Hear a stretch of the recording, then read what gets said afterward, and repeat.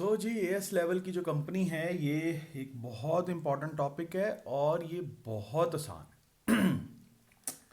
बेटे याद रहे, एस लेवल की कंपनी में जो कंपनी की ऑनरशिप होती है, हम किसी भी कंपनी की ऑनरशिप को पार्ट्स में डिवाइड करते हैं और हर एक पार्ट को हम शेयर बोलते हैं। कंपनी की ऑनरशिप को हम पार्ट्स में डिवाइड करते हैं और हर एक पार्ट को हम शेयर बोलते हैं। कंपनी इन शेयर्स को हमेशा इशू करती है और कंपनी के लिए शेयर्स इशू करना एक सोर्स ऑफ फाइनेंस है। कंपनी शेयर्स इशू करती है तो कंपनी को कुछ कैश इनफ्लोज होते हैं। कंपनी के लिए शेयर्स इशू करना सोर्स ऑफ फाइनेंस है, सोर्स ऑफ कैश है। कंपनी को अगर कैश चाहिए हो तो कंपनी क्या कर सकती है? लोन ले सकती है, कंपनी कोई एसेट सेल आउट कर सकती है, या फिर बेटे कंपनी शेयर्स इशू कर सकती है। तो शेयर्स इशू करना कंपनी के लिए एक सोर्स ऑफ फाइनेंस है। और कंपनी किस तरह शेयर्स इशू कर सकती है? मैं एक इशू ऑफ शेयर को बोलता हूं नॉर्मल इशू ऑफ शेयर,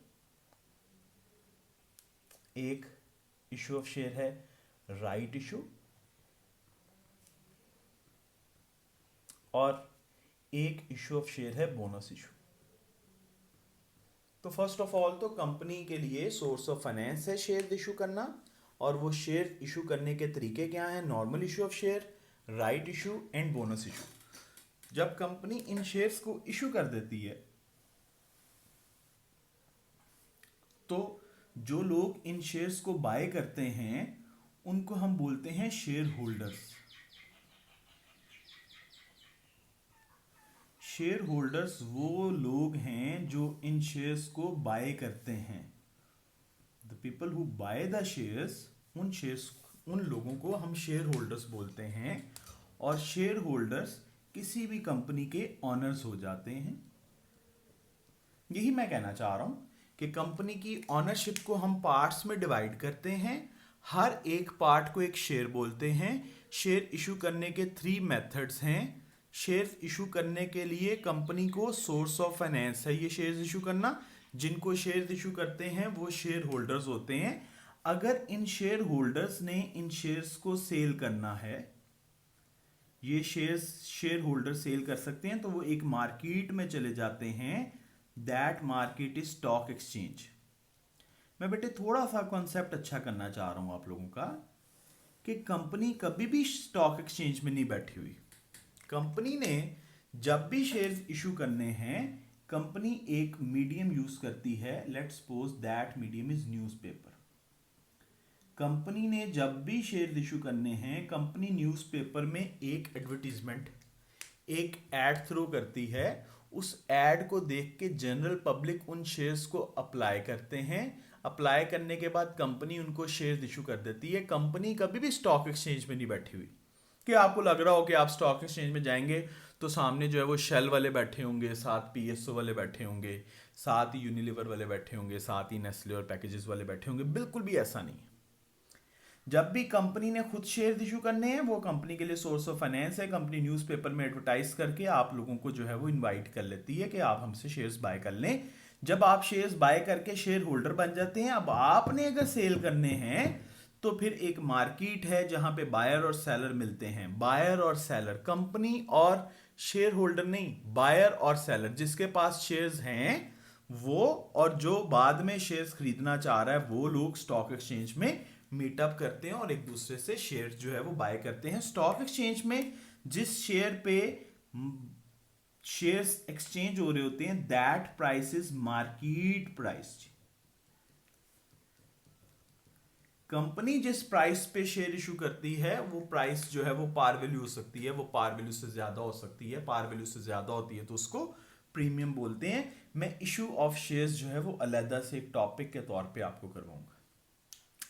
अब जो एक और इंपॉर्टेंट एस्पेक्ट है वो ये है कि यार इन शेयर होल्डर्स ने जब ये कंपनी के ऑनर्स बन गए हैं तो इनको फिर out of profits out of profits, इन लोगों को रिटर्न मिलता है, शेयर होल्डर्स को आउट ऑफ प्रॉफिट रिटर्न मिलता है, दैट रिटर्न इज डिविडेंड्स।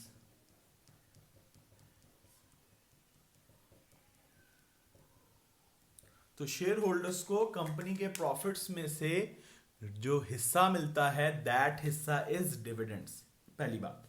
दूसरी बात, एक और टर्मिनोलॉजी है, that is retained earnings. Retained earnings,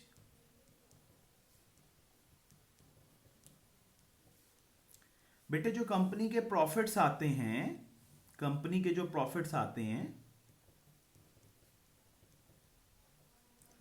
company profits में से कंपनी कुछ जो है वो डिस्ट्रीब्यूट कर देती है एज डिविडेंड।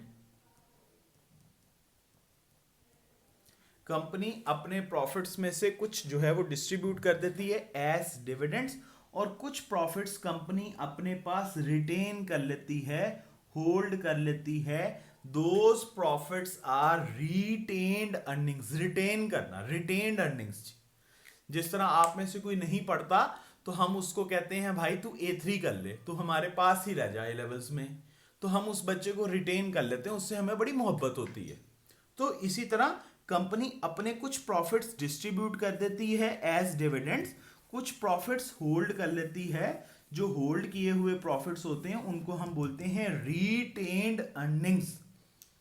और कंपनी इन रिटेन्ड अर्निंग्स में से कुछ फंड्स किसी फ्यूचर प्रोस्पेक्टिव के लिए, किसी अनसर्टेनिटी को डिफाइन करने के लिए, किसी भी फ्यूचर पेमेंट के लिए कुछ रिजर्व्स को रिटेन्ड अर्निंग से ट्रांसफर कर देती है जनरल रिजर्व्स में। जनरल रिजर्व्स, जनरल रिजर्व्स भी कुछ नहीं होते जी, जनरल रिजर्व्स भी out of retained earnings company क्या करती है, ट्रांसफर। एक चीज तो कंपनी के शेयर इशू करना है, आपको आना चाहिए।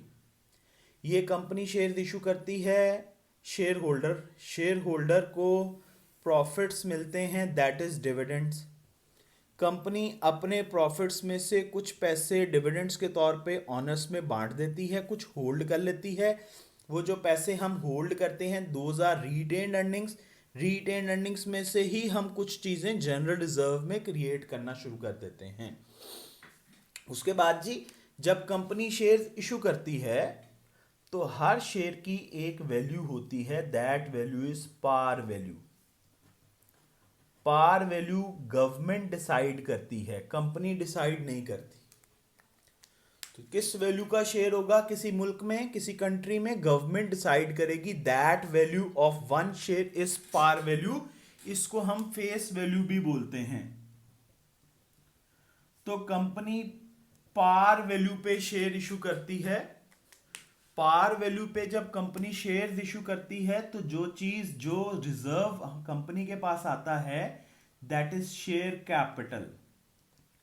शेयर कैपिटल कुछ भी नहीं होता जी, कंपनी ने जो नंबर ऑफ शेयर इशू किए हैं उन शेयर्स को मल्टीप्लाई कर दें पार वैल्यू से तो शेयर कैपिटल आ जाता है जी। तो number of shares multiply by par value is share capital. Retained earnings are the profits left after the dividends. The amount transferred from retained earnings to meet some future uncertain event or for any other purpose is general reserve. Share issue किए पार value पे तो share capital, par value से ज्यादा value पे issue किए तो share premium. एक और चीज, शेयर प्रीमियम।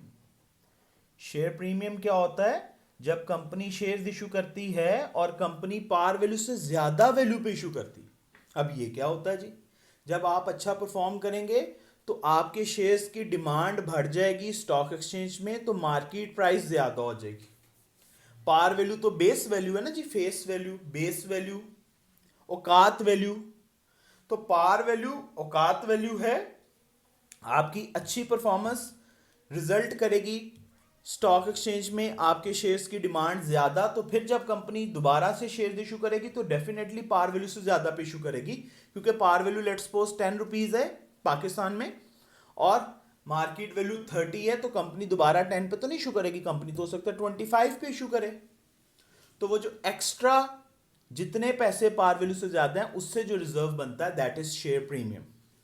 सो ये है जी कंपनी का मेरी तरफ से आपके लिए इंट्रोडक्शन कि यार आपको शेयर्स के बारे में सोचना है, आपको शेयर प्रीमियम के बारे में सोचना है, आपको पार वैल्यू के बारे में सोचना है, आपको प्रॉफिट्स उनमें से डिविडेंड्स के बारे में सोचना है। फिर कंपनी डिविडेंड्स के बाद भी कुछ पैसे रिजर्व में ट्रांसफर करती है, आपने जनरल रिजर्व के बारे में सोचना है। तो this is basically introduction to company.